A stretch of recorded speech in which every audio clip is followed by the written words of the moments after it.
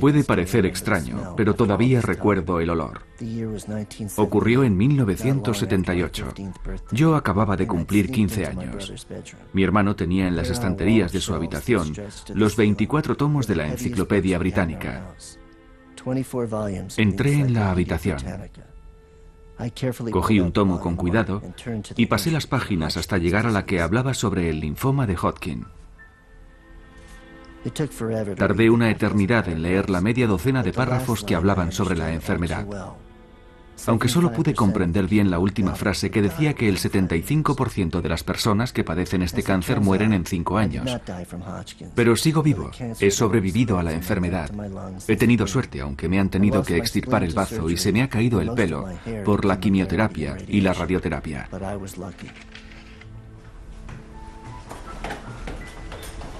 Clifton Leaf es un superviviente. Nunca olvidará su lucha contra el cáncer. En la actualidad es periodista y trabaja para una revista americana. Quizás por el sufrimiento y la angustia que ha vivido, tiene legitimidad para hacer una serie de preguntas que resultan molestas, así como para alterar las ideas existentes. Clifton Leaf le ganó la batalla al cáncer. Pero ¿cuántas personas están luchando y tendrán que luchar aún con la incertidumbre? ¿Cuántas personas tendrán que abandonar la lucha? Cada día 1.500 americanos mueren de cáncer. Utilizando el símil que me hizo un científico, es el equivalente al número de víctimas que hubo en cada una de las torres del World Trade Center el día de los atentados. Imagínense, hay tantas víctimas de cáncer como si se produjese un 11 de septiembre cada 2 días. Es una tragedia enorme. Nadie piensa nunca en la magnitud de esta tragedia.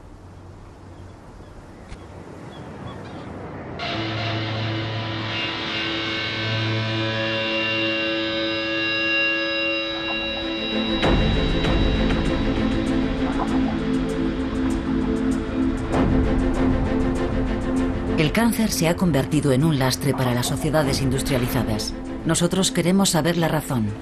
Cuando nos encontramos con Clifton Leaf, acababa de recorrer Estados Unidos durante varios meses investigando los progresos en la lucha contra el cáncer. Y al igual que nosotros, alentado en un principio por el optimismo de las declaraciones oficiales, no podía imaginarse los resultados que iba a obtener. Cuando inicié la investigación, imaginaba que los nuevos medicamentos que se estaban investigando marcaban el principio de una era de descubrimientos capitales. En realidad, ese era el objetivo de mi trabajo. Pensaba que era una buena historia para Fortune, una hermosa historia científica. Me entusiasmaba la idea de que estuviésemos a punto de pasar página en la guerra contra el cáncer. Pero después de ver las cifras, después de hablar con un montón de personas, empecé a tener mis dudas. Y me di cuenta de que no lo estábamos haciendo tan bien en esta guerra, y todo cambió.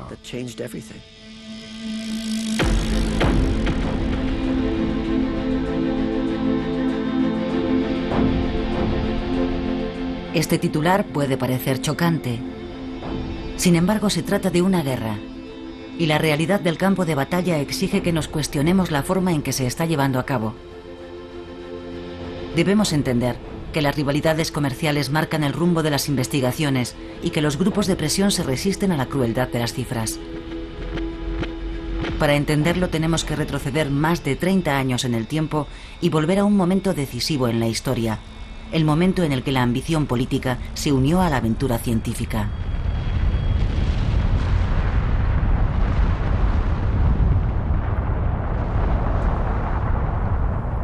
...1969...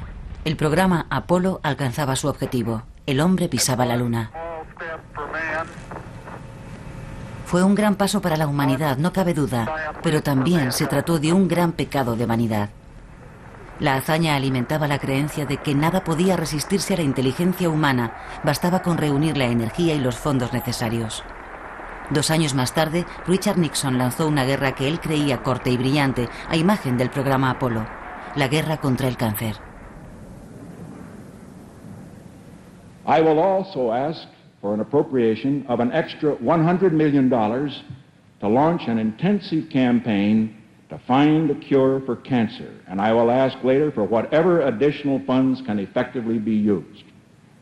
The time has come in America, when the same kind of concentrated effort that split the atom and took man to the moon should be turned toward conquering this dread disease.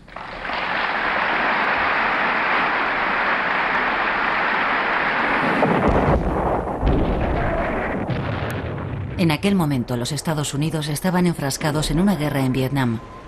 Nixon necesitaba una victoria.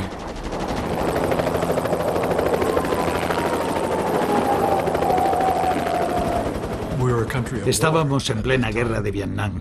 Decían que el combate podía realizarse simultáneamente en el interior y en el exterior del país. Era una política que se conocía como fusiles y mantequilla. Creo que la guerra contra el cáncer era un buen ejemplo. Además, la terminología que se utilizaba era una terminología guerrera. Decían que se podía resolver un problema de salud mayor sin interrumpir la guerra. El vocabulario guerrero marcó las mentalidades. A partir de entonces, el cáncer se convirtió en el enemigo. Y los tratamientos en armas que constituían el arsenal terapéutico. Los médicos reagrupados en Estado Mayor ideaban las estrategias. Pero cuando se habla de guerra, hay que hablar de propaganda.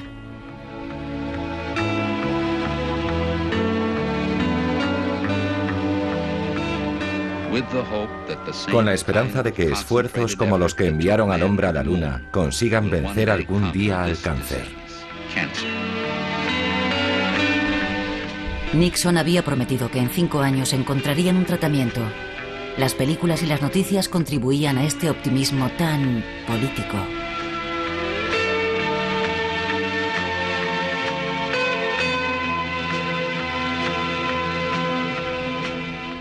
Ninguno de los encargados del proyecto de ley pensaba sinceramente que se pudiese vencer al cáncer en 5 años. Era la clase de información estúpida que las agencias de comunicación o los políticos ponen en marcha para convencer a la gente de la simplicidad de las cosas. Y el cáncer no es simple.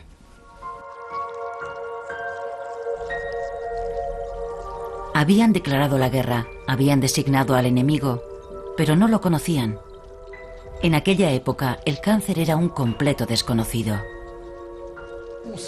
Se sabía que el cáncer consistía en una proliferación de células que se volvían locas, anarquistas, como se solía decir por aquel entonces. Unas células que dejaban de obedecer a las leyes de los tejidos, se volvían autónomas, independientes y se infiltraban en otras como si fueran ladrones que visitan casas ajenas. En resumen, se tenía clara la noción de que se trataba de células que enloquecían. Pero no se conocía la razón, ni se sabía cómo cambiar las cosas.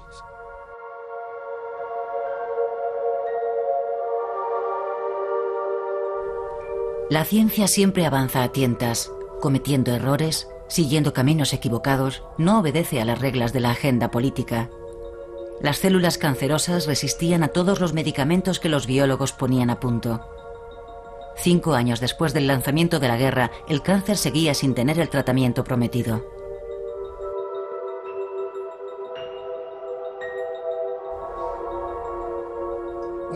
Estábamos buscando una aguja en un pajar. ¿Dónde estaba el hilo conductor que nos permitiese comprender lo que pasaba? Y entonces llegó el milagro. Y no vino de donde cabía esperarlo, sino de otra dirección, del estudio de los virus. El estudio de los virus aclaró repentinamente todo el problema.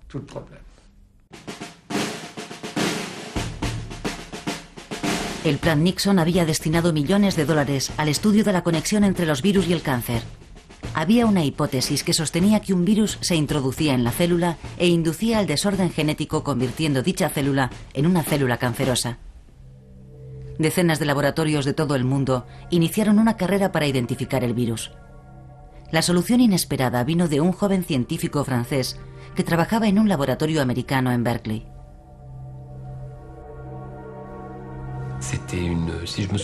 Si mal no recuerdo, fue durante un fin de semana. Una noche estaba yo solo en el laboratorio. Y el lunes por la mañana ya tenía todos los trazados y todas las cuantificaciones. Cayó como una bomba. Todo el mundo lo estaba buscando. Y yo lo tenía en un tubo de ensayo y además tenía un reactivo que conseguía detectarlo. fue algo extraordinario. Stellan definió el marco teórico de la guerra. Por fin se había identificado al enemigo. El enemigo se escondía en el núcleo de la célula humana. Se trataba de un gen. Un descubrimiento que cambió por completo la visión del cáncer y por el que 13 años más tarde los dos propietarios del laboratorio recibieron el premio Nobel, galardón que curiosamente no recibió Stellan.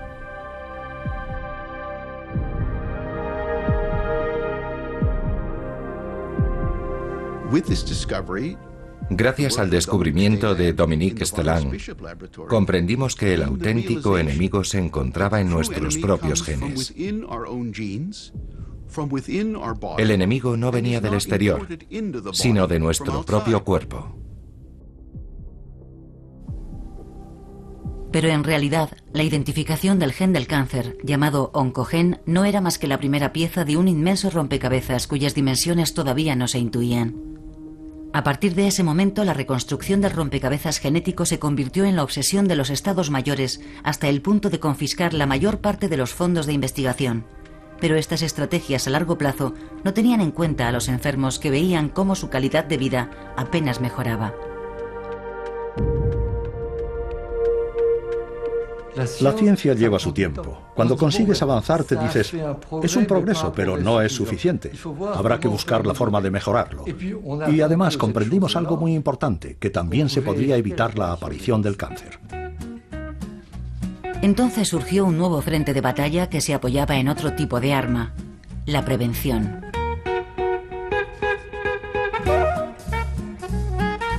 Desde hacía más de 20 años se sabía cómo impedir la aparición de determinados cánceres. En un estudio publicado en 1954, Richard Doll, un epidemiólogo inglés, demostraba que existía una conexión clara entre el cáncer de pulmón y el tabaco, tras haber realizado el seguimiento de 40.000 médicos durante 3 años. Dicho estudio fue papel mojado durante mucho tiempo. Las compañías tabacaleras hicieron presión jugando con la moda de fumar. El cigarrillo se asociaba a una imagen de independencia y seguridad. Pero las dificultades con las que se encontró la investigación del tratamiento del cáncer situaron a la prevención en un primer plano. La prevención aparecía como una solución para disminuir las desastrosas tasas de mortalidad. Las campañas más fuertes se desarrollaron en Estados Unidos e Inglaterra.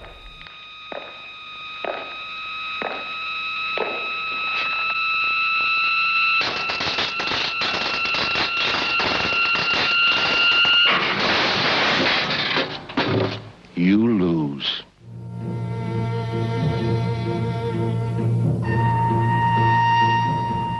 El mundo de la cancerología había encontrado su caballo de batalla. Se votó la ley Vail, que restringía el consumo del cigarrillo. Los cancerólogos se convirtieron en estrellas mediáticas. Nos dicen que hay que enseñar a la gente a fumar, que tienen que fumar con filtros, que no deben apurar sus cigarrillos ni mantenerlos durante mucho tiempo en la boca, que tienen que apagar las colillas. De acuerdo. Pero todo eso no son más que paliativos. No es nada en comparación con el hecho fundamental, que es la cantidad de sustancias Un prestigioso radioterapeuta, Maurice Tuyaná, encarnó en la televisión durante más de 20 años el papel de experto en cáncer.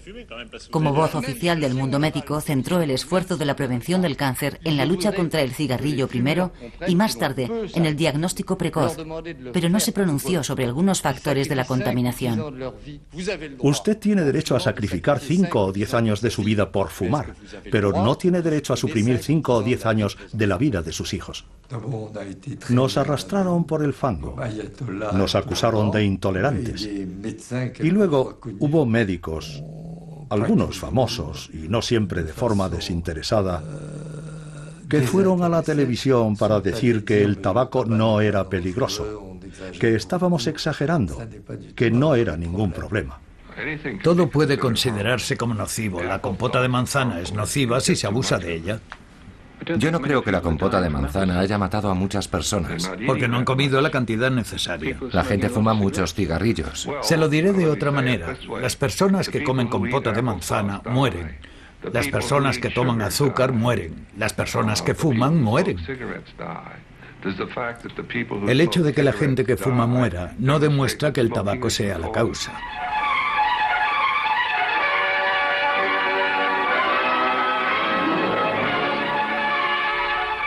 El edificante testimonio de este médico se sacó de un documental que difundió la televisión inglesa y que fue prohibido bajo la presión de Philip Morris. El documental era una parodia de la publicidad de Marlboro y trazaba el retrato terrible de unos vaqueros aquejados de cáncer de pulmón. Philip Morris se defendió sin ningún artificio. Todo era mentira y cinismo. Los médicos mentían. Recuerden que no hace mucho tiempo se dijo que el tabaco provocaba tuberculosis. Y lo peor del caso es que los científicos dejaron de investigar sobre la verdadera causa de esta enfermedad.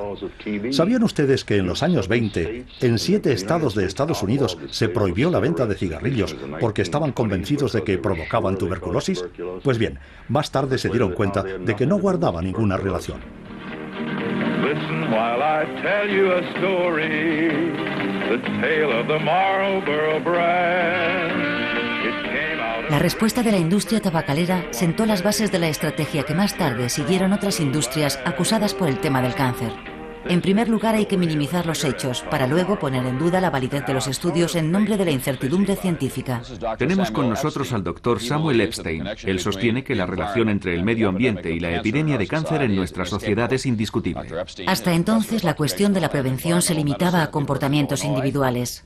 Samuel Epstein, en un libro radical, quiso extenderla también al conjunto de los problemas medioambientales.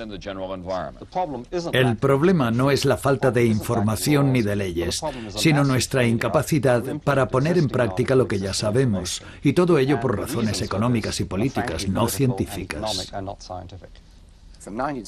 En los 70 y en los 80 la gente estaba tan impresionada por el esfuerzo que se estaba realizando y por las sumas de dinero que se estaban destinando al Instituto Nacional del Cáncer, que no se daba cuenta, igual que muchos científicos, de que se había dejado de lado la prevención.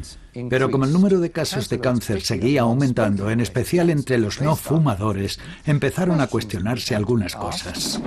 Si nos lo hiciera un país extranjero estaríamos escandalizados. Los medios de información se apropiaron del tema, empezaron a indagar. Los herbicidas y los pesticidas fueron puestos en el banquillo de los acusados. Un escándalo llevó las cámaras al norte del estado de Nueva York. En los años 50, un gigante de la electroquímica había enterrado sus desechos en un canal llamado Love Canal. Después colmaron el terreno y se vendió por $1. Construyeron una escuela y algunas casas. En 1977 empezaron a observarse algunas anomalías como casos de cáncer entre los niños que acudían a la escuela, un número elevado de malformaciones congénitas y de abortos naturales entre los habitantes de dichas parcelas. En el suelo se encontraron 82 productos químicos diferentes. Se abrió una investigación y se constituyó una comisión senatorial dirigida por Edward Kennedy. Love Canal se convirtió en el símbolo del momento.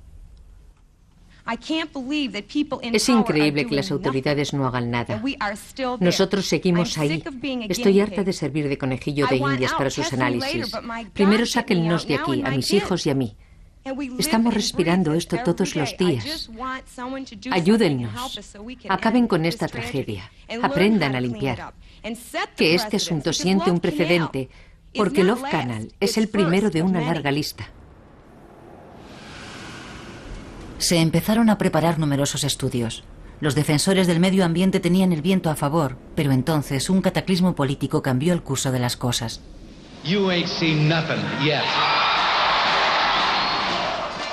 Ronald Reagan estaba en campaña electoral. Era partidario de un nuevo liberalismo económico duro y no dejó de fustigar todo lo que pudiese entorpecer la libre empresa. La Agencia de Protección del Medio Ambiente estaba en su punto de mira. I have spoken consistently against overregulation. Now you in the steel and the coal industry knows what it's like to deal with the EPA administrators who neither care about nor understand your industries. Those are the people that if they had their way, you and I would have to live in rabbit holes or birds' nests. Una vez elegido, Reagan mantuvo algunas de sus promesas. Redujo un 60% el presupuesto de la Agencia de Protección del Medio Ambiente. Cortó las subvenciones a muchos investigadores. Estableció una lista negra de científicos a los que había que eliminar de los circuitos públicos. Yo encabezaba la lista junto con un amigo mío, Matthew Metzelson de Harvard, que había manifestado su oposición a la administración para que dejase de utilizar el agente naranja en Vietnam. Junto a nuestros nombres ponía indeseable, fuera a cualquier precio. Entonces me dejaron sin recursos. Yo recibía subvenciones del Instituto Nacional del Cáncer y del Instituto de Ciencias Medioambientales. Suprimieron todas mis subvenciones y no pude seguir con mis investigaciones. La administración Reagan se dedicó a cambiar la legislación económica situando al individuo en el centro del sistema. En este contexto, Richard Doll y Richard Peto publicaron un estudio sobre las causas del cáncer. Según ellos, el tabaco era el responsable del 30% de los cánceres, el alcohol del 12%, la alimentación del 35%, los virus del 15%. La contaminación y la exposición profesional se reducían al 6% de los casos. Los autores hacían hincapié en la responsabilidad individual.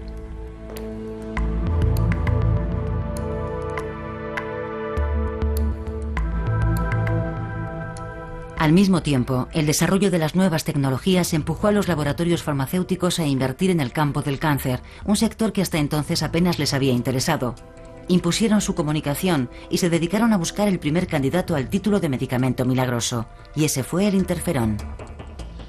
Hablando de sanidad, hablemos de un descubrimiento que tal vez contribuya enormemente al progreso de la ciencia, un descubrimiento que quizás sea tan importante como el de los antibióticos, la síntesis artificial del interferón. Un equipo internacional Nos dijeron que el descubrimiento del interferón de síntesis sería tan importante como el de los antibióticos. Había en juego muchos intereses terapéuticos y económicos. Se inició una carrera por el ensayo clínico. La sorpresa vino de la Universidad de Texas en enero de 1981. Jordan Guterman, un prestigioso cancerólogo, anunciaba la experimentación del interferón en 16 voluntarios enfermos de cáncer. El cáncer ha experimentado una regresión en 7 de los 16 pacientes tratados con interferón sintético. Esto confirma la acción de la molécula de interferón. A todos les sorprendió la precipitación y el modo de comunicarlo, una rueda de prensa. Guterman tenía un contrato con 2 laboratorios, Hoffman y Genitech, que le proporcionaban productos muy costosos. Las cuestiones de ética se disiparon. Se trataba de ser el más rápido, el que antes consiguiera el milagro. Hasta los enfermos fueron invitados al banquete mediático. Creo que es un remedio milagroso y espero que todo el mundo pueda beneficiarse de él. Era el inicio del Star System, solo que en este caso la estrella era el cáncer.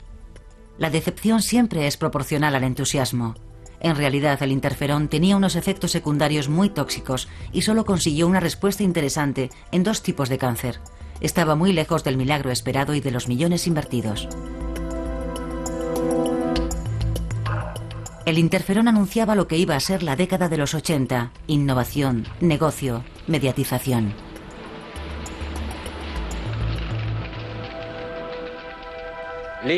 Unos científicos japoneses acaban de anunciar una nueva esperanza en el tratamiento del cáncer. Una esperanza para los enfermos de cáncer de riñón, una enfermedad que hasta la fecha se consideraba incurable. A partir de ahora ya no... En medicina se pueden poner a punto unos micromisiles biológicos. Pasamos a otro asunto igual de importante. En Estados Unidos se acaba de experimentar un nuevo tratamiento contra el cáncer. Si el Instituto Nacional del Cáncer hubiese declarado «hemos obtenido una victoria contra el cáncer», los medios de comunicación se lo habrían creído. ¿Qué sabían ellos sobre la ciencia? Las autoridades les decían que nosotros estábamos descubriendo unos remedios mágicos. Los medios de comunicación se limitaban a repetirlo. En toda guerra hay grupos que intentan penetrar en el frente enemigo mediante ataques intrépidos y maniobras repentinas por sorpresa para precipitar el destino. Steven Rosenberg posee ese espíritu de general revolucionario. No teme los abusos de autoridad. Es intuitivo, rápido, le gustan las cámaras. Es un brillante cirujano del Instituto Nacional del Cáncer que se hizo famoso por operar de cáncer al presidente Reagan en el verano de 1985 y por haber experimentado unos tratamientos tan costosos como sofisticados. Las cosas están mejorando. El tratamiento es bueno. Los progresos son espectaculares. Rosenberg dirigió la ofensiva gracias a la alta tecnología. En 1989 pensaba que la batalla tenía que librarse en el núcleo de la célula.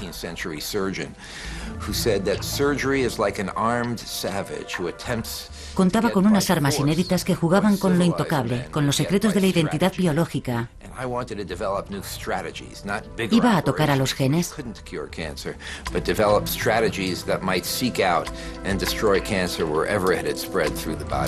10 enfermos fueron seleccionados. Solo les quedaban unos meses de vida y se presentaron como voluntarios.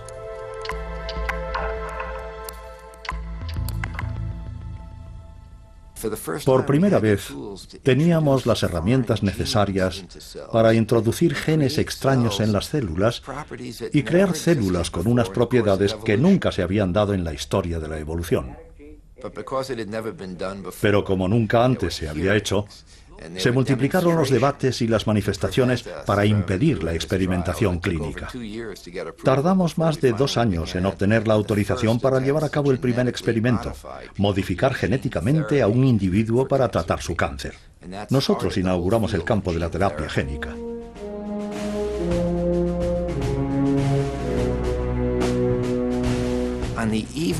Cuando los informativos de la noche dieron la noticia de que por primera vez unos científicos habían introducido genes extraños en un cuerpo humano, mostraron imágenes de la película Frankenstein. Desde mi punto de vista, fue un gran malentendido.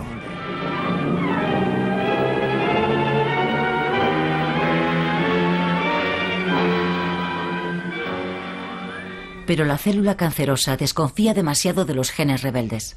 Y pese a todos los intentos realizados durante muchos años, la terapia génica no demostró su eficacia.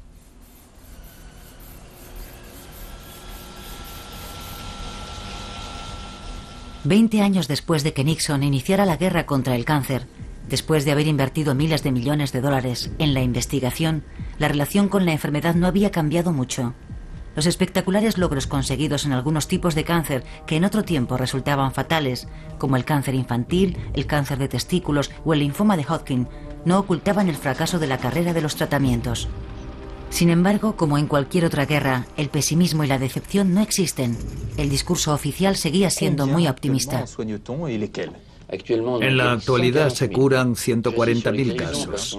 Insisto en las curaciones porque se sigue siendo muy pesimista, así que me gustaría enviar un mensaje de esperanza.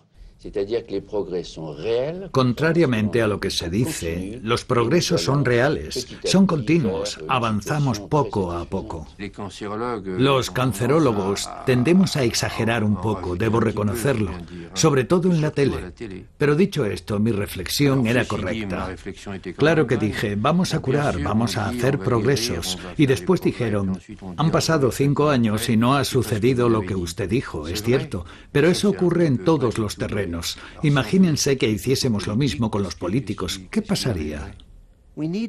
Por supuesto que nosotros necesitamos esperanza y optimismo. Necesitamos concentrarnos en sacar lo positivo de este mundo, porque si no, no tendríamos valor y no podríamos enfrentarnos a un problema tan difícil. Pero eso no significa que llevemos una venda en los ojos y no veamos que algo se ha quebrado y se ha hecho añicos.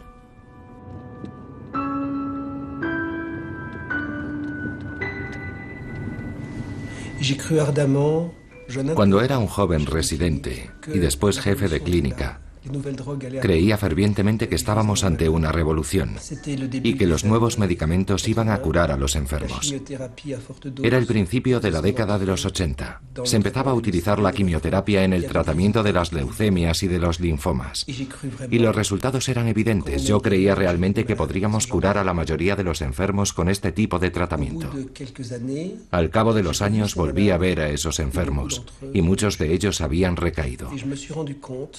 Entonces comprendí que tal vez los progresos no fueran tan claros como nos habían dado a entender. Logan Schwartz hizo su residencia en Harvard, realizó varios años de prácticas en Estados Unidos y era radioterapeuta en el hospital parisino de la Pitié-Salpêtrière cuando escribió un libro muy incisivo, Metástasis, verdades sobre el cáncer. En él arremetía contra algunas ideas reconocidas, ponía el dedo en la llaga con sus preguntas y se atrevía a usar una palabra tabú: fracaso. Pero Logan Schwartz todavía no sabía lo que costaba romper la ley del silencio. Al mismo tiempo, al otro lado del Atlántico, John Baylor, un eminente profesor, experto en estadísticas que había trabajado más de 20 años en el Instituto Nacional del Cáncer, sacudía a la comunidad científica al publicar en el prestigioso New England Journal of Medicine un artículo titulado El cáncer invicto. ¿Y qué decía en él? Que contrariamente a las afirmaciones hechas por las autoridades americanas, la tasa de mortalidad por cáncer no había descendido, sino que en 1997 era un 6% más elevada que en 1970. El artículo tuvo el efecto de una bomba. En 1986 concluimos que 35 años de intensos esfuerzos dirigidos principalmente a mejorar algunos tratamientos debían calificarse de fracaso. 12 años más tarde, en 1997, con más datos y experiencia, no encontramos ninguna razón para modificar esta afirmación, aunque es cierto que se han producido algunos avances importantes en algunos campos. John Baylor fue el primero que llamó nuestra atención con un artículo que dejó huella, que indignó a la comunidad del cáncer. Le dejaron a la altura del betún, le atacaron, cuestionaron sus motivaciones, cuando lo único que estaba haciendo era llamar nuestra atención sobre el hecho de que las cosas no funcionaban. Todos mis datos procedían del Instituto Nacional del Cáncer. Lo único que hice fue analizarlos. Cualquiera habría llegado a la misma conclusión. ¿Cómo explicar este resultado? La respuesta siempre era la misma. Hay que esperar. Ya llegará. Muy pronto se producirán grandes cambios. Y aún estamos esperando. Si sacas las estadísticas y ajustas a todas las variables el aumento de la población, su envejecimiento, te das cuenta de que en efecto se han producido algunos progresos, pero son muy pequeños. Los centros que luchan contra el cáncer no se han quedado vacíos. Lo que estoy diciendo, o lo que dije en mi libro, lo sabe todo el mundo. No es nada original en el sentido científico de la palabra. Lo único original es sencillamente haberlo escrito. Pero todo el mundo comparte este tipo de opinión, o al menos la mayoría de nosotros. ¿Le reprocharon el haberlo dicho? Sí, me lo reprocharon. Yo sabía que la reacción sería muy violenta, sí. Pero sentía que tenía que hacerlo. No podía guardarme para mí lo que sabía. No me habría sentido a gusto conmigo mismo.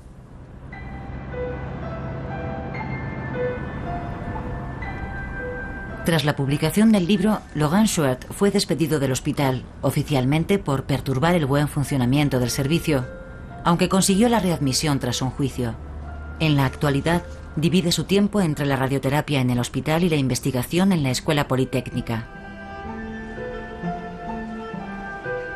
En su artículo, John Baylor insistía en que la prevención estaba en el origen de la mayoría de los progresos. El descenso de la mortalidad del cáncer de pulmón, por ejemplo, se debía al descenso del tabaquismo. Por eso, recomendaba reorientar masivamente la política de lucha contra el cáncer hacia la prevención, pero no le escucharon.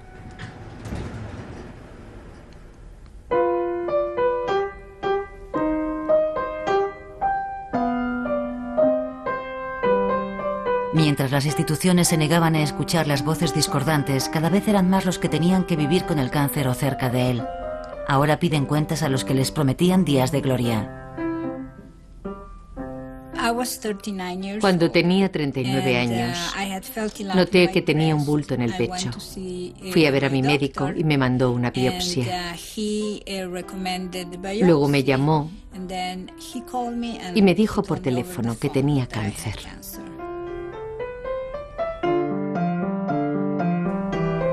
En 1974, Rita Arditi era una joven madre de familia, bióloga.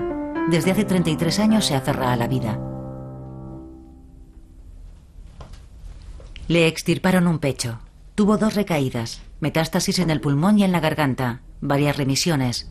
En la actualidad, Rita mantiene controlado el cáncer gracias a un tratamiento hormonal, gracias a una pastilla diaria. Me siento feliz de que se encuentren nuevos tratamientos porque puedo beneficiarme de ellos. Pero si valoramos la situación en conjunto, todas las investigaciones se centran en el tratamiento de los que ya padecen un cáncer o en el diagnóstico precoz. En cambio, la investigación sobre la prevención es insuficiente y debería estar al mismo nivel o incluso ser mayor, porque hay millones de personas que todavía no sufren el cáncer. Las mujeres fueron las primeras en organizarse, como vemos aquí, en Boston, en contra del cuchillo, de la quemadura y del veneno. Retomando sus términos, se convirtieron en el rostro y en la voz de una plaga invisible. Voy a hablar del cáncer de mama y de su entorno. Tengo cáncer de mama. Me dijeron que no tenía curación porque se había extendido a otros órganos. Entonces surgió una cuestión crucial en torno a las causas de la epidemia. Cada vez hay más mujeres con cáncer de mama y no sabemos por qué. Esta pregunta domina una película emblemática de la época, Las hijas de Raquel. La película también es el testimonio de la aparición de un sentimiento común.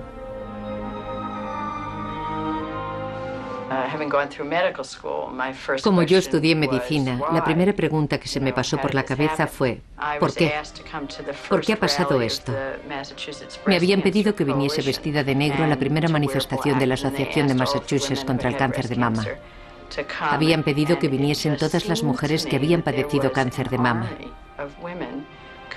Cuando las vi, tuve la sensación de ver surgir un ejército de mujeres vestidas de negro. Todas llorábamos.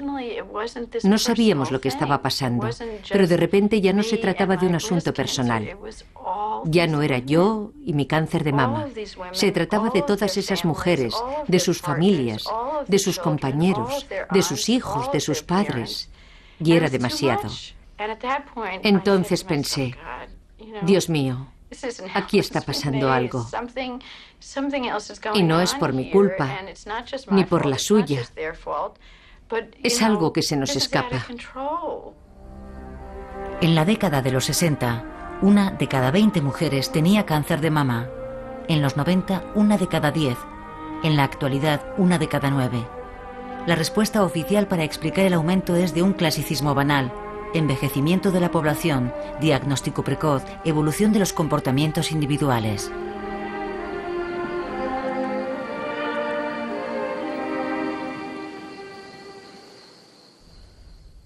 Existen varios factores de riesgo, como la edad del primer embarazo, el descenso de la natalidad, que las mujeres no den el pecho a sus hijos y el uso de productos cancerígenos como son las hormonas de sustitución. Paralelamente pueden darse otros factores que afectan a nuestros hábitos de vida y aumentan el riesgo de padecer un cáncer más que en el pasado. Lo que me preocupa es que casi siempre se acusa a la víctima. Si usted tiene cáncer, es culpa suya. Usted está demasiado gordo. Usted ha comido demasiado. Usted ha fumado demasiado. Usted ha sido muy promiscuo en su vida sexual. No hemos hecho un buen trabajo de prevención. No hemos dicho a la gente que el aire que respira, el agua que bebe, la comida que come, también son factores de riesgo. En la Casa Blanca permanecían ajenos a la polémica y la línea del discurso seguía siendo la misma: aumento de los fondos para la investigación del tratamiento y responsabilidad individual. Medical science is helping cancer victims survive and helping survivors lead better lives. With exercise, nutrition, and changed behavior, we can reduce the chances of developing cancer. With well-funded research, we are pushing toward new cancer therapies and new cancer cures. The commitment of this nation is clear. We will win the fight against cancer.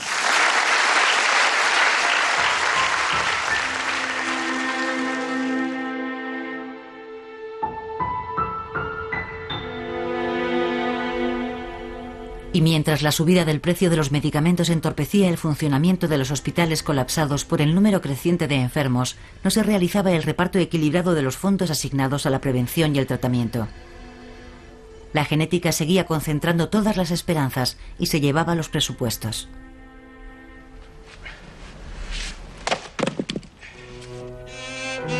Bob Weinberg es un pionero en biología molecular.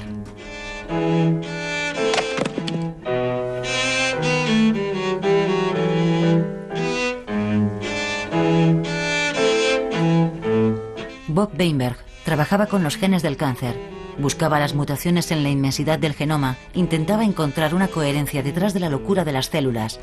Pensaba que todos los enigmas de la vida tenían solución.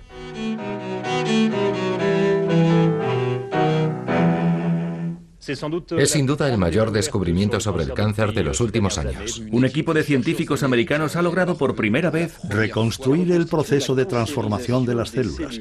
Robert Weinberg está convencido de que la primera década del siglo XXI nos traerá unos tratamientos con los que los cancerólogos del siglo XX ni se atreven a soñar. En el verano de 1999, el mundo entero conocía la noticia de que Bob Weinberg acababa de colocar las últimas piezas del rompecabezas genético del cáncer. Hagan memoria, el rompecabezas que había empezado Dominique Stellan en 1976. Weinberg fue el primero en describir las etapas genéticas que transforman una célula normal en una célula cancerosa. ¿Pero era esa la clave para conseguir el tratamiento esperado? Cuando creamos estas células, esperábamos que constituyesen un modelo que nos permitiese comprender cómo las células humanas se hacen malignas. Si podemos comprender las 5 modificaciones esenciales, quizás haya 6 o 7, entonces podremos empezar a identificar los objetivos que los medicamentos tienen que atacar en el seno de las células cancerosas para transformarlas en células normales. O, para ser más realistas, para destruir las células cancerosas. Poco a poco emergen otros aspectos del arma suprema: el tratamiento dirigido, el tratamiento específico. Se trata de conseguir lo que no ha logrado la terapia génica, atacar solo al gen rebelde y hacerlo con medicamentos. Pero todavía hay que poner a punto esos medicamentos. Los avances teóricos y las extraordinarias demostraciones tridimensionales no garantizan el éxito. La genética del cáncer, por su complejidad, sigue siendo un terreno minado por las sucesivas decepciones. El pensamiento genético se convirtió en los años 70 y 80, con el triunfo y la belleza del modelo del oncogen celular, en algo así como que existen unos genes en las células que están listos para convertirse en cancerosos. No hay más que apretar un botón. Esta idea es falsa. Yo creo que en la actualidad es falsa en sí misma, falsa en la utilización quirúrgica, en los frutos que ha dado para el tratamiento y en la epidemiología, ya que pese a esta comprensión tan deductiva, de momento no ha funcionado. No es más que un sueño de los partidarios del cientificismo.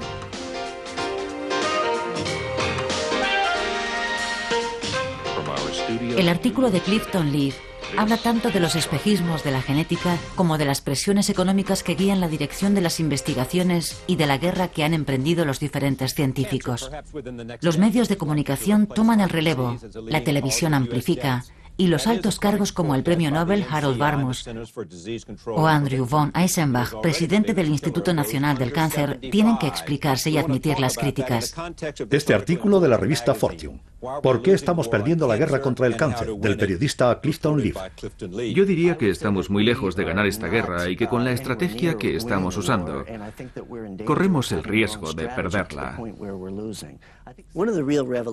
Una de las revelaciones que hacía en este artículo era que había muy pocas investigaciones sobre el proceso de metástasis. Me chocó comprobar que solo un 1% del dinero destinado a la investigación se dedicaba al estudio de las metástasis, cuando son responsables del 90% de los fallecimientos de los enfermos de cáncer. Yo quería saber la razón. La mejor respuesta que conseguí hablando con los científicos fue que se trata de un problema muy difícil que implica unos factores que aún no conocemos. Es evidente que esta afirmación es cierta y yo también lo digo. Actualmente estamos en un punto muerto de las investigaciones terapéuticas y solo hay una solución: la precaución y la prevención, o lo que es lo mismo, evitar tener un cáncer. No se realizan grandes presiones exigiendo la prevención del cáncer, ni hay muchas personas agradecidas por no tener cáncer. En cambio, sí que hay muchas personas agradecidas porque su cáncer ha sido tratado con éxito. Yo creo que esto explica muchos de nuestros problemas. Nunca sabremos quién habría padecido un cáncer y se ha librado de él gracias a la prevención.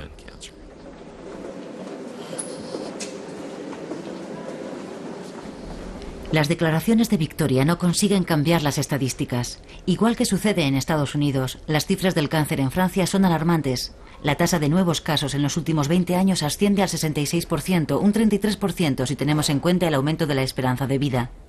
Un estudio reciente del Centro Internacional de Investigación del Cáncer muestra un incremento del 30% en los casos de cáncer infantil en Europa en los últimos 30 años, es decir, más de un 1% al año.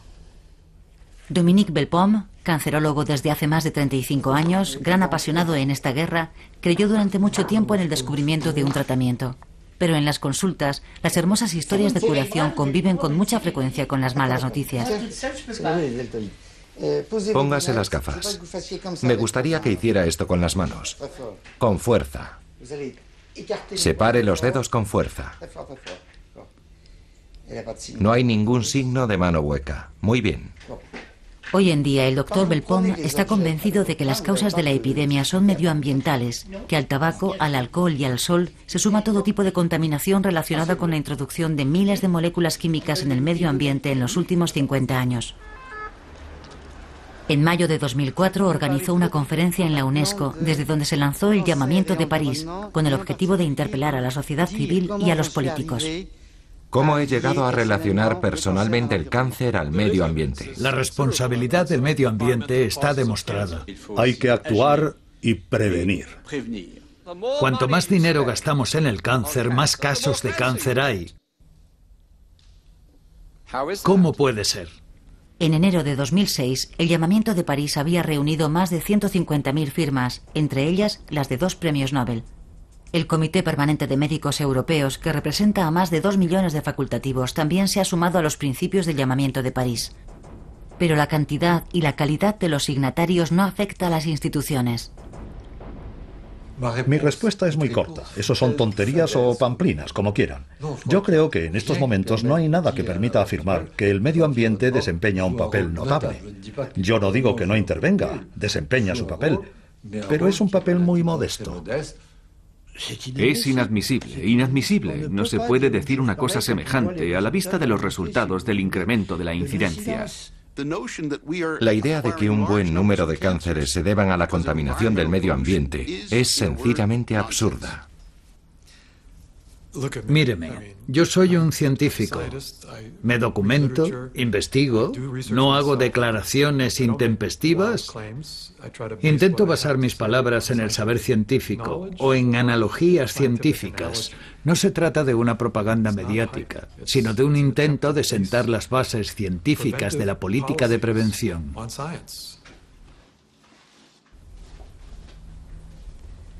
Richard Clapp, profesor de salud pública, ha realizado numerosos estudios epidemiológicos. La epidemiología intenta establecer la relación entre determinadas condiciones de vida y la aparición de cánceres y señala los grupos de individuos más afectados. No es una ciencia novedosa. Casi 2 siglos antes de los principios de la biología molecular, un médico inglés realizó una observación crucial. Se entrevistó con un grupo de hombres que presentaba un índice de cáncer de escroto particularmente elevado y se dio cuenta de que la mayoría de ellos habían sido desollinadores en la infancia. La genialidad de este médico fue relacionar las dos situaciones. La exposición a una sustancia como el hollín puede provocar un cáncer y este puede aparecer mucho tiempo después. El estudio de los cánceres profesionales sentó las bases científicas de la conexión entre cáncer y medio ambiente. El ejemplo del amianto quita la razón a quienes minimizan dicha conexión. Es la historia de una ceguera prolongada ante la evidencia de las pruebas científicas.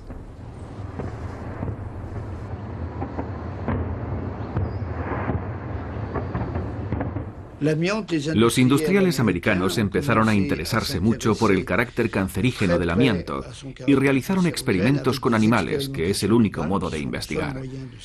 Desde finales de los años 40 sabían lo que pasaba y no dijeron nada. Impidieron toda publicación de los estudios.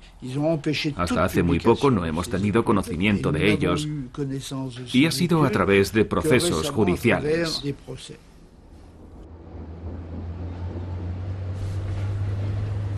Durante mucho tiempo, tanto el amianto como la categoría de cánceres profesionales han sido la cara oculta de la prevención.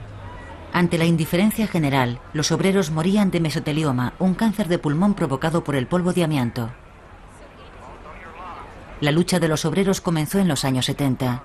En Jones Mainville, los obreros hicieron una huelga para pedir que su cáncer fuera reconocido como enfermedad profesional. Protestaban contra el silencio de los médicos de empresa. A muchos de nosotros nos gustaría irnos, pero llevamos aquí 30 años. Los que han podido marcharse han tenido suerte. No veo qué podríamos haber hecho allí los cancerólogos.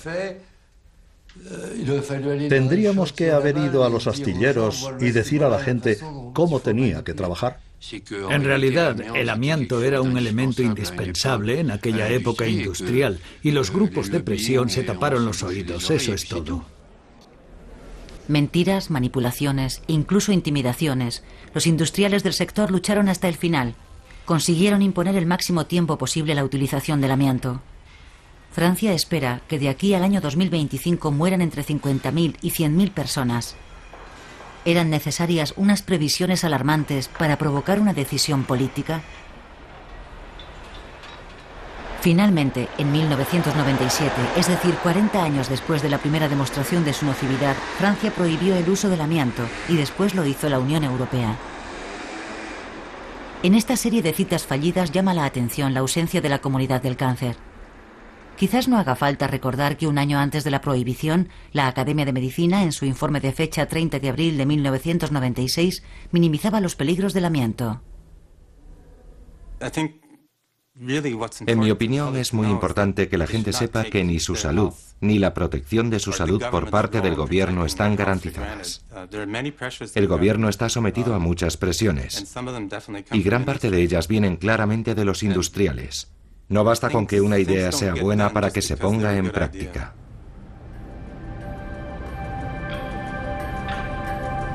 A veces, la respuesta a las cuestiones fundamentales viene de los contratiempos que los científicos se encuentran en sus investigaciones. ¿Cómo se explica el aumento del cáncer de mama, de próstata, de testículo?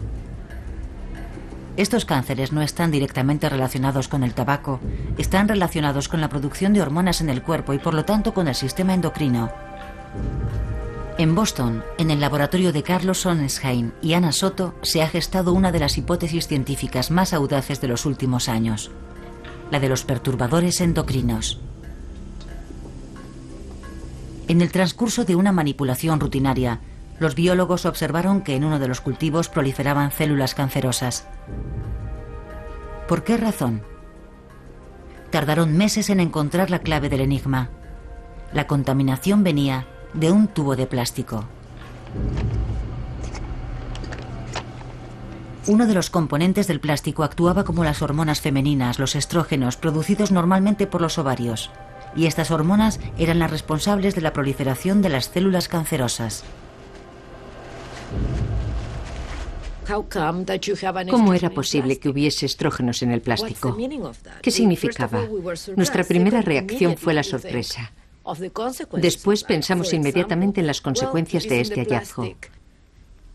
Si el estrógeno estaba presente en un tubo de laboratorio, podía estarlo también en un biberón, por poner un ejemplo. Eso significaría que los bebés están expuestos a las hormonas.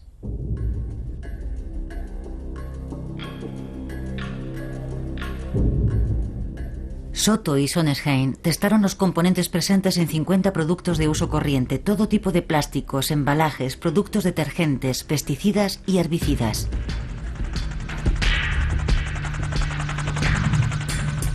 En ellos también encontraron productos que actuaban como hormonas. Los perturbadores endocrinos en pequeñas concentraciones, cierto, pero Soto y Sonnensheim piensan que la dosis es menos determinante que el momento y la duración de la exposición. Entonces expusieron ratones en gestación, es decir, fetos, a pequeñas dosis de estrógenos.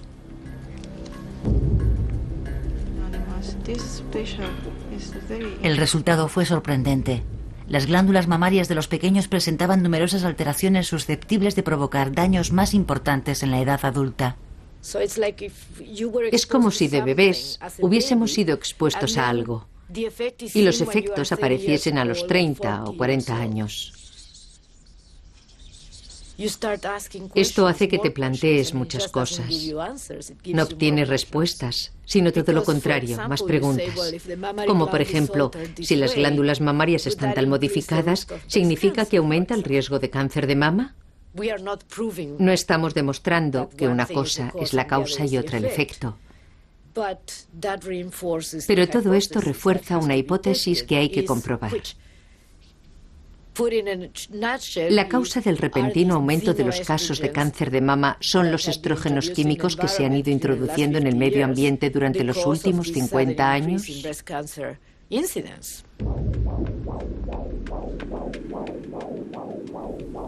Nadie puede explicar tampoco el aumento del número de casos de cáncer infantil. La exposición de la madre durante el embarazo o del bebé en los 3 primeros meses de vida a dosis pequeñas de estrógenos o a productos cancerígenos ofrece una posible vía de estudio. Con dosis pequeñas no se ve nada. Y eso es lo que mis colegas no suelen entender. Es la suma de las dosis. Una dosis pequeña de radiación, una exposición pequeña a un factor químico, algo procedente de la alimentación, etc. Todos estos factores se unen para crear un campo oxidante. Y es la totalidad de este campo oxidante la que causa daños y quizá provoque la aparición de un cáncer. Una de las mayores dificultades para estudiar y comprender el impacto en la salud de los contaminantes presentes en el entorno es la falta de financiación y de científicos en este campo. Pero ¿cómo medir el efecto de las nuevas moléculas si no hay medios para hacerlo? La toxicología que permitiría hacerlo no pasa por su mejor momento. Los laboratorios cierran uno tras otro. La epidemiología no corre mejor suerte. No hay muchas subvenciones para los estudios que tienen que prolongarse muchos años. Los registros para calcular el número de casos de cáncer escasean. Los datos no se analizan. Lo chocante del caso es la escasez de medios con que cuenta la epidemiología del cáncer para tratar de establecer quién está afectado de cáncer, dónde, por qué, cuándo, cuáles son los factores que entran en juego. Pero Amazon.com, una página web de consulta, probablemente sepa más que la comunidad del cáncer sobre nuestro estilo de vida, nuestros hábitos o nuestros comportamientos. Los científicos no tienen ni idea de quién va a desarrollar un cáncer ni el por qué. Se conocen las tasas de mortalidad, pero no se explica la disparidad geográfica. La mortalidad por cáncer es un 50% más elevada en Nord-Pas-de-Calais que en Midi-Pyrénées. Sería interesante conocer la razón. No lo sabremos porque no se ha estudiado por falta de medios, o lo que es lo mismo, de voluntad política. La forma de pensar de los políticos es la siguiente. Cuidado, si un día acusamos a tal o cual molécula, nos arriesgamos a que piensen que puede afectar a los puestos de trabajo y eso puede hacernos perder votos en las elecciones. Y no hacen nada. Así que el electoralismo por un lado y la investigación en beneficio propio por otro hacen que al final se rechace la prevención, que es el arma esencial. El cáncer es autant un problème de santé qu'un problème de société. Nous ne progresserons que si nous savons mettre au service de En Francia, el plan contra el cáncer anunciado en 2003 supone el primer paso en la toma de conciencia política de la magnitud de la plaga. Nadie pondrá en duda el beneficio de medidas como la ampliación de la lucha contra el tabaco o la ampliación a todo el país del diagnóstico organizado del cáncer de mama o la coordinación e igualdad en el acceso a la asistencia médica o la cobertura de las necesidades psicológicas y sociales de los enfermos. Sin embargo, ¿por qué no se ha dado prioridad a la epidemiología y a la toxicología en la concesión de nuevos fondos de investigación? Por último, el objetivo del plan, reducir en un 20% la mortalidad debida al cáncer en 5 años, es poco realista. Now is the time to bolster our efforts. We will increase funding at the National Institutes of Health by $2.8 billion in 2002. La Casa Blanca está de fiesta. Nuevos fondos y deseos piadosos son los 2 pilares de la política de sanidad pública. I hope, I believe, and I pray that we are on the verge of great victories against cancer. I'm a survivor. I won't let it get the best of me. I try my very best to be that strong. Oh, oh, oh,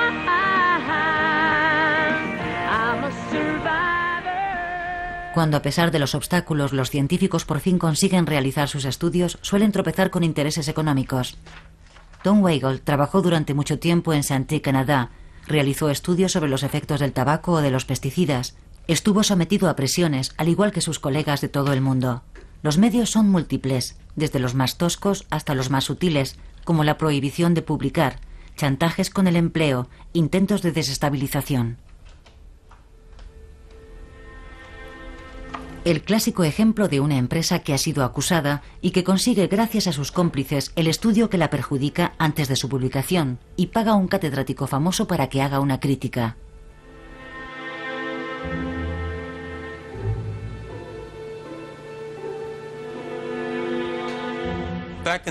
A finales de los 80, descubrimos que los granjeros canadienses presentaban un riesgo considerable de linfoma no Hodgkin y que estaba relacionado con la cantidad de herbicidas que utilizaban en sus granjas. Escribimos un artículo, pero antes de que lo enviásemos para su publicación, recibí un sobre anónimo en el que había una carta escrita por un profesor de Harvard al fabricante del herbicida, Dow Chemical. Era una crítica de varias páginas de nuestro artículo que aún no se había publicado. Me quedé estupefacto, anonadado. Nunca me había pasado una cosa así. Después me enfadé. Y luego empecé a preocuparme porque no podía imaginar quién había podido pasar el artículo a Dow Chemical. Y a día de hoy sigo sin saberlo. Las presiones también se ejercen al otro lado del Atlántico. A André Chicolela le echaron del Instituto Nacional de Investigación y Seguridad. Sucedió en 1994, la víspera de un congreso internacional que él mismo había organizado acerca de los peligros de los éteres de glicol, una sustancia que se encuentra en todo tipo de disolvente. Las personas que trabajamos en este campo, poniendo en evidencia algunos efectos, estamos sometidos a presiones directas e indirectas. No estamos protegidos. ¿Estuvo usted sometido a presiones? Pues claro, no olvide que perdí mi trabajo. Llevaba 20 años trabajando. Yo había dirigido esta operación, creo que con éxito, y como recompensa me encontré sin sueldo a final de mes.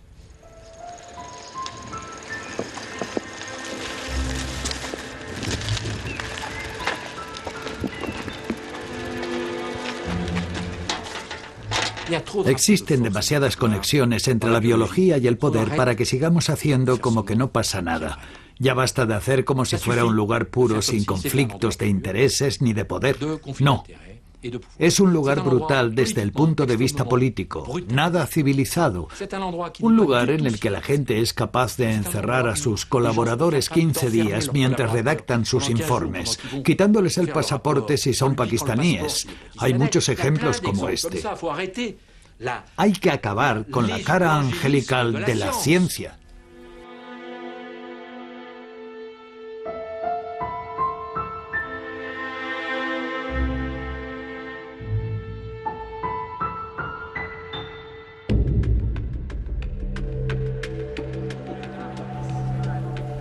La prevención no da dinero, no interesa a la industria farmacéutica, y una demostración clara de este hecho es el Congreso Anual de la Asociación Americana de Cancerología. 28.000 participantes vienen de todos los rincones del mundo para asistir a cerca de 1.000 conferencias durante 5 días. 1.000 conferencias que se centran en los tratamientos, las últimas novedades, pruebas terapéuticas. Los laboratorios dirigen las ponencias y controlan el contenido. Un tratamiento que alargue 2 o 3 meses la vida del enfermo se anuncia como un logro considerable. Escasean los descubrimientos revolucionarios, así que cuando se produce uno tiene el recibimiento que se merece. Brian Drucker, un médico de la Universidad de Portland, fue aclamado como un héroe en mayo de 2001 cuando anunció la aparición de un medicamento milagroso en el que ya nadie creía. Hoy ha sido un día de grandes cambios en Washington que va a tener repercusión en millones de personas gracias a un avance asombroso en el tratamiento de una forma rara de leucemia. Una única pastilla podría abrir el camino al futuro tratamiento de muchos otros tipos de cáncer. Un medicamento milagroso, el Gleevec, así se llama, acaba de ser probado con éxito en el tratamiento de 2 tipos de tumores raros. Varios miles de personas ovacionaron al hombre que acababa de proclamar la aparición del primer tratamiento específico eficaz, el Gleevec. El Gleevec solo actúa en una forma rara de leucemia. Está dirigido a un número restringido de enfermos, pero después de tantos años de escasez y decepciones, se había convertido en el ejemplo a seguir.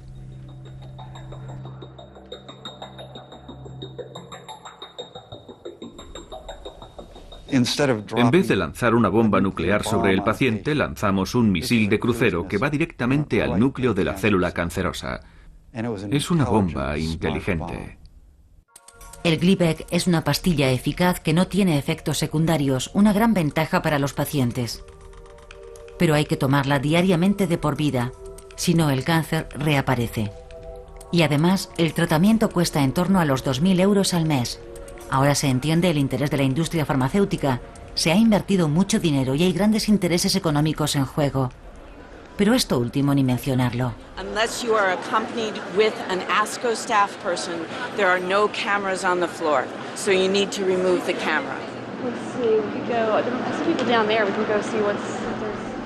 En 5 días de congreso, el servicio de prensa nos concede 1 hora de grabación, no más, acompañados por una azafata que nos pasea por unos pasillos vacíos. La Asociación Americana de Cancerología es como el Festival de Cannes. Todo el mundo puede grabar las lentejuelas y las buenas noticias, pero el negocio se mantiene en privado. Nadie aquí le dirá que la cifra de negocio relacionada con el tratamiento anticanceroso se ha duplicado entre 2004 y 2007.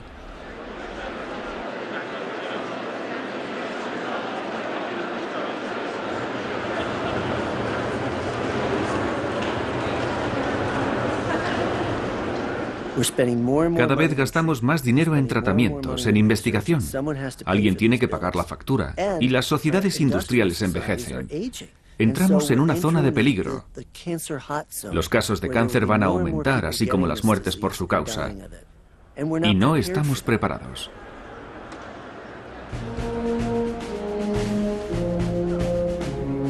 El Gleevec proporciona unos beneficios de más de $1.000 millones al año. Las terapias específicas son la gallina de los huevos de oro de este gran negocio en que se ha convertido el cáncer, y poco a poco se perfila un nuevo objetivo: transformar el cáncer en enfermedad crónica. Imagínese que usted es hipertenso, nunca se curará de su enfermedad, pero si toma una pastilla todos los días para controlarla, tendrá la tensión normal. Pues bien, algún día sucederá lo mismo en el caso del cáncer. Hoy pensamos que no se puede afirmar que el cáncer se cura, pero si conseguimos estabilizarlo durante 70 o incluso 40 años, la gente morirá de otra cosa.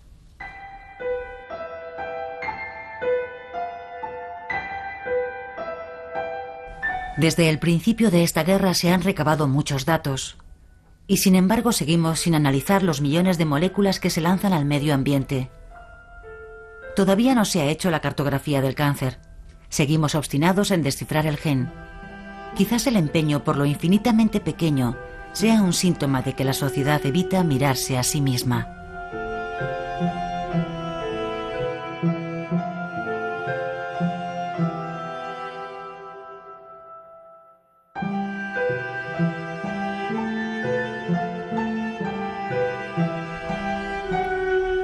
Mientras tanto, la guerra continúa.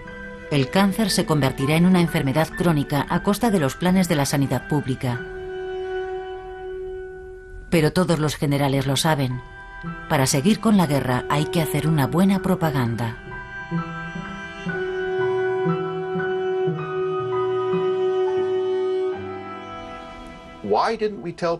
¿Por qué no dijimos en 1980 que no teníamos ni idea de cuándo se descubriría algo que llevase a la curación? Es muy sencillo.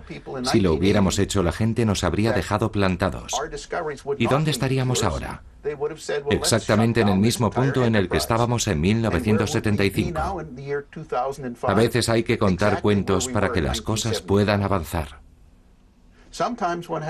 Si me siento culpable por haber contado un cuento en 1980, en absoluto. Estaba justificado, porque sabíamos que la gente necesitaría paciencia.